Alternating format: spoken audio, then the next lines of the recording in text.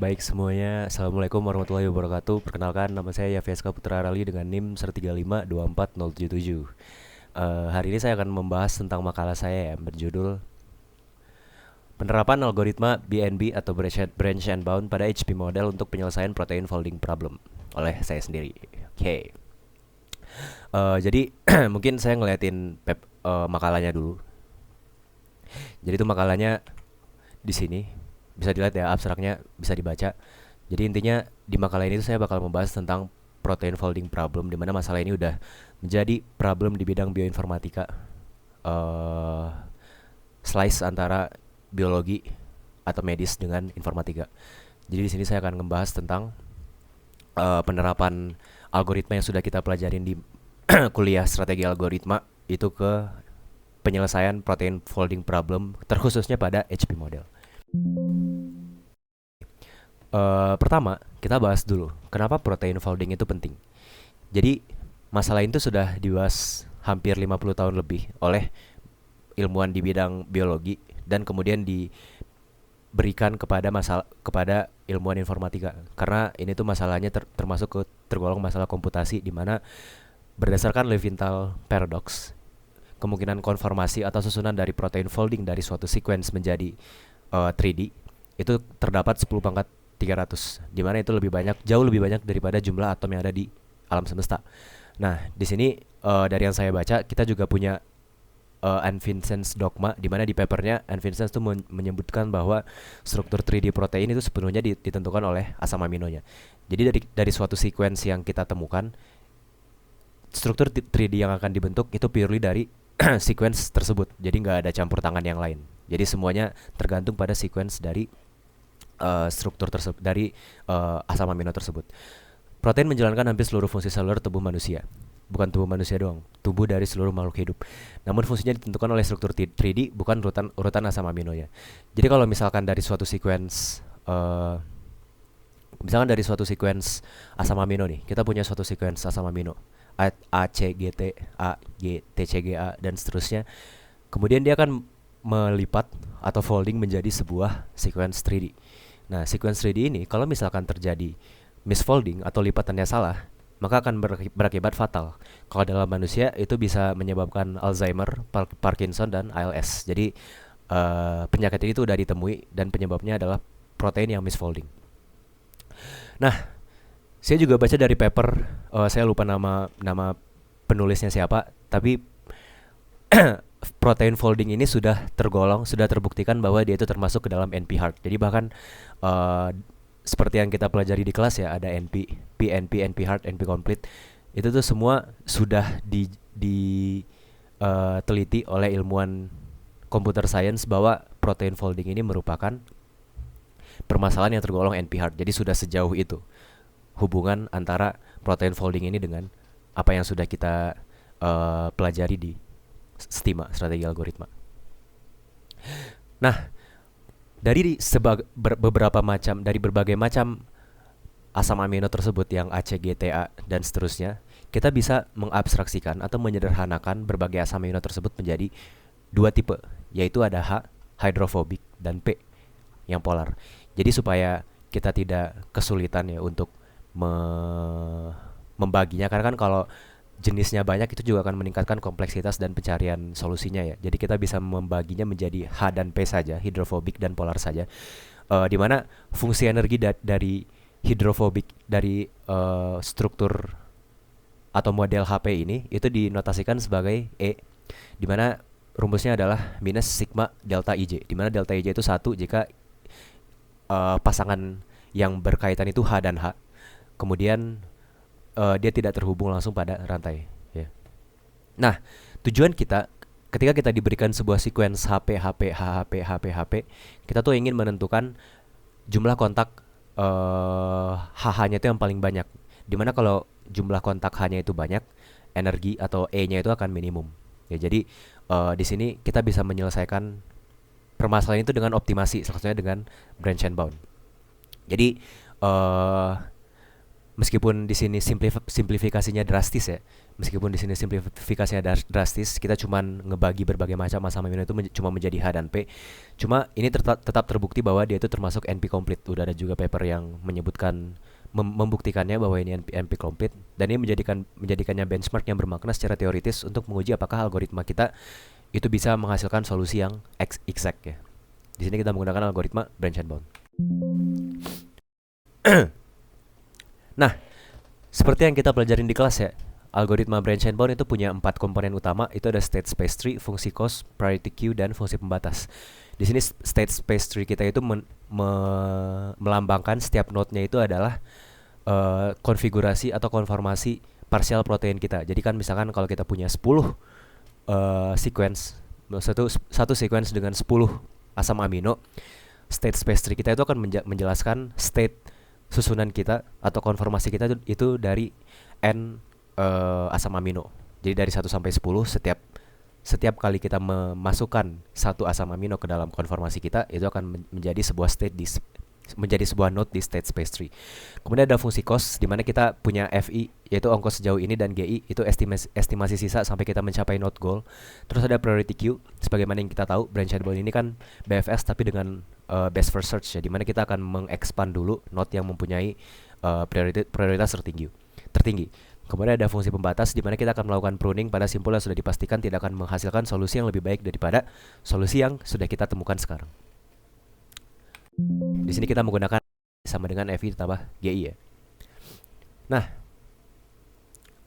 kemudian di sini kita menggunakan nilai cost atau CI itu sama dengan contact so far ditambah upper bound remaining ya.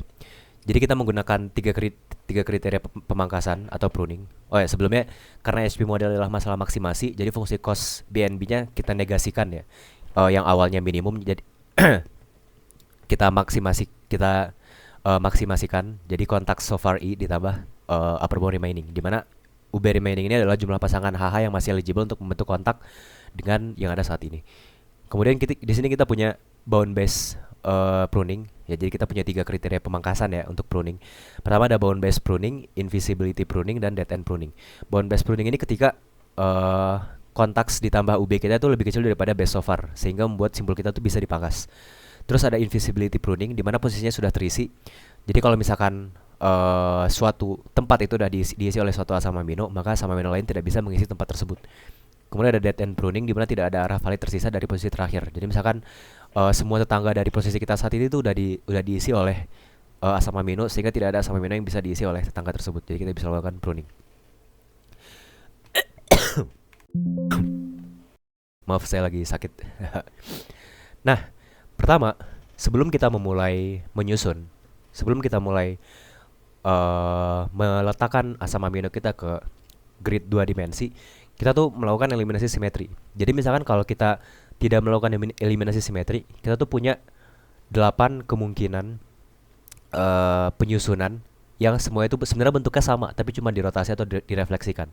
Oleh karena itu kita melakukan eliminasi simetri, di mana setiap konformasi valid itu memiliki 8 representasi yang ekuivalen, sehingga kita melakukan reduksi terhadap ruang pencariannya menjadi 1/8 dari ruang pencarian sebenarnya. Ini juga akan menurunkan kompleksitas kita ya. Nah, caranya kita melakukan eliminasi simetri itu adalah, pertama, asam amino pertama itu selalu difiksasi tempatnya di titik asal atau 00. Dan asam amino kedua itu selalu difiksasi ke sebelah kanannya dari asam amino pertama. Jadi ini akan ngebikin simetri kita tuh akan terpangkas. Jadi kita nggak akan menemukan dua solusi yang sama, di mana sebenarnya dua solusi tersebut tuh memiliki sebenarnya konfigurasinya sama, cuma hanya dirotasi atau direfleksikan. Nah, belokan pertama dari S2 itu hanya up dan right. Jadi kita nggak akan mengisi left-nya, kita nggak akan mengisi down-nya, kita cuma mengisi up dan right-nya ya. Sehingga kita akan mereduksi ruang pencariannya itu menjadi 1/8. Nah, di sini ada contoh penelusuran yang sudah saya bikin ya. Jadi kita punya asam amino HPHH, di mana penelusuran lengkap ini akan menemukan solusi optimal di mana energinya itu sama dengan 1. Pertama, seperti yang udah saya bilang tadi, asam amino pertama diletakkan di 00, dan asam amino kedua itu diletakkan di sebelah kanannya. Jadi kita punya HP, ini akan menjadi root dari tree kita. Kemudian eh kita akan melakukan ekspansi. Jadi dari P ini sudah dipastikan kita cuma akan mengisi up ya di sini. Terus dari up ini itu kita bisa mengisi ke kanan, ke atas, dan ke kiri. Dari semua ini kalau ke kanan kan kita nggak akan cuma membentuk satu ikatan HH ya. Begitu juga dengan kalau ke atas kita cuma ngebentuk satu ikatan HH, begitu juga dengan kanan. Tapi kalau kita ngebentuk meletakkan H ini di kiri, dia akan mempunyai dua ikatan HH dengan not dengan asam amino ke pertama tadi, S1 tadi. Jadi di sini konfigurasi optimalnya adalah seperti ini, di mana di sini yang menyebabkan eh, ikatan HH itu yang paling banyak di sini. Oke.